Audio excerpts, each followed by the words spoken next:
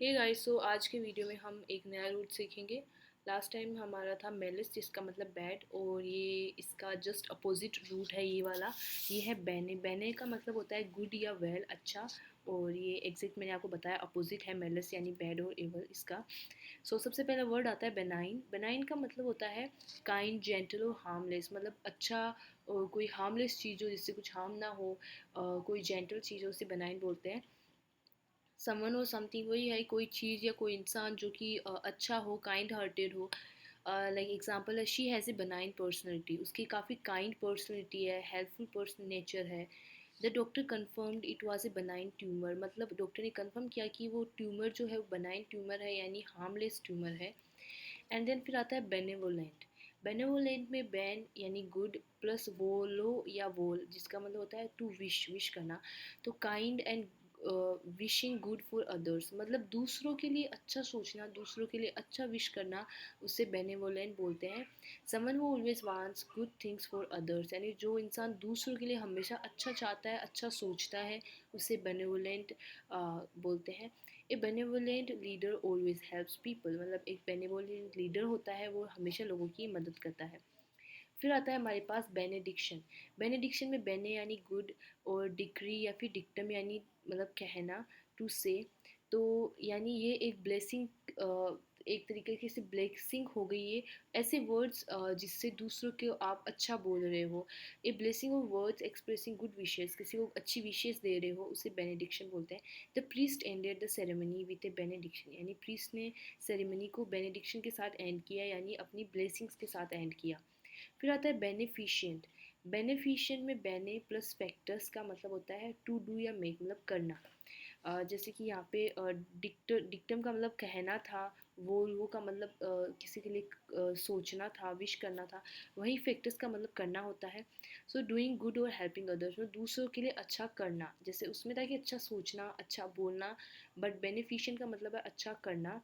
यानी the charity has had a beneficent effect on the community, यानी charity की वजह से चैरिटी ने कम्युनिटी के लिए काफ़ी कुछ अच्छा किया।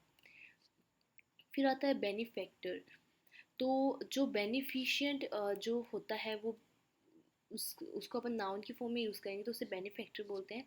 ऐसा इंसान जो कि दूसरों की हेल्प करे मनी के, या फिर मनी डोनेट करके या फिर टाइम डोनेट करके, जो भी है स्पेशली मनी लाइक चैरिटी करना, उसे बेनिफैक्टर बोलते हैं। और फिर आता है बेनिफिशियरी। वो इंसान जो कि उस हेल्प को रिसीव कर रहा है, जो बेनिफैक्टर हेल्प कर रहा है वो किसकी हेल्प कर रहा है, वो बेनिफिशियरी जो लोग हैं उससे रिसीव कर रहे हैं उस हेल्प को मदद, उस मदद को वो ले रहे हैं, उन्हें बेनिफिशियरी बोलते हैं। फिर आता है बेनिफिट। बेनिफिट का मतलब सिंपल मीनिंग है एडवांटेज या हेल्प, और बेनिफिशियल का मतलब कुछ अच्छा। फिर हमारे पास आता है बोनस। बोनस का मतलब होता है बोनस लैटिन वर्ड अगेन, जिसका मतलब होता है गुड। एक्स्ट्रा रिवॉर्ड और money given for good work, मतलब बेसिकली बोनस का मतलब होता है जब हमारी सैलरी के अलावा जो एक्स्ट्रा हमें कुछ दिया जाता है, रिवॉर्ड या कुछ मनी अमाउंट, तो उसे बोनस बोलते हैं। Employees received year and bonus, मतलब ईयर के एंड में एम्प्लॉयज़ को बोनस मिला। फिर आता है बोनाफाइड। बोनाफाइड का मतलब होता है जेन्युइन, रियल या मेड इन गुड फेथ। यहाँ पे बोनस का मतलब गुड, फाइट्स का मतलब होता है ट्रस्ट या फेथ।